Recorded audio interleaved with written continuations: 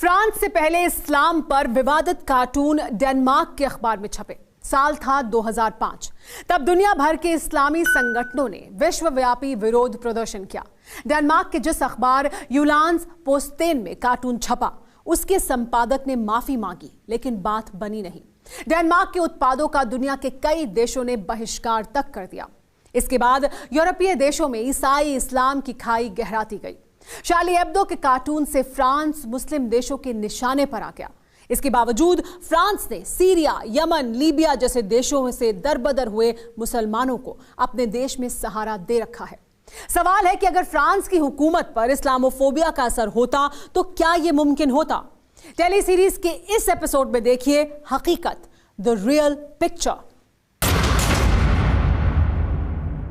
France में तमाम आतंकी हमले हुए, लेकिन जैसे हिस्ट्री टीचर सैमुअल पैटी की हत्या हुई या फिर जिस तरीके से छुरेबाजी की वारदातें सामने आ रही हैं, क्या ये किसी की याद नहीं दिला रही? ऐसे क्रूर बर्बर तरीके से बेगुनाहों का कत्ल नई बात नहीं। खुद को खलीफा कहने वाला Islamic state of Iraq and Syria का आका अबू बकर अल बगदादी काफिरों को ऐसे ही सजा देता था। सीरिया में पश्चिमी देशों के सैनिकों को बगदादी के जल्लाद सिर कलम कर मौत के घाट उतारते थे। सीरिया में बगदादी के खिलाफ फ्रांस ने नाटो सेना के साथ ऑपरेशन चलाया। युद्ध में इस्लामिक स्टेट के आतंकियों का करीब करीब खात्मा हो गया।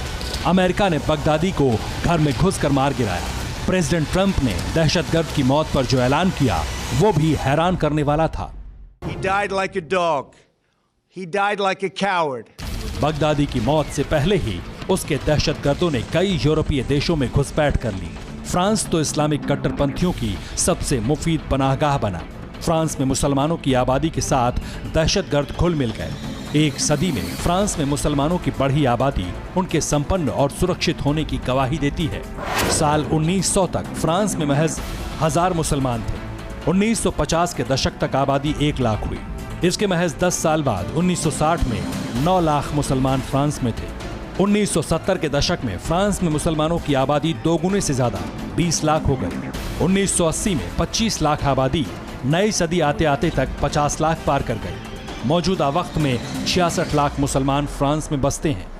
ये लाखों लोग फ्रांस को अपना वतन मानते हैं, लेकिन दहशतगर्दों को ये कतई मंजूर नहीं था। आतंकियों को जब भी मौका मिलता वो फ्रांस को लहूलुहान कर देते हैं। प्रोमेनादे देस एंग्लियास ऐसा ही एक दहशतगर्द था।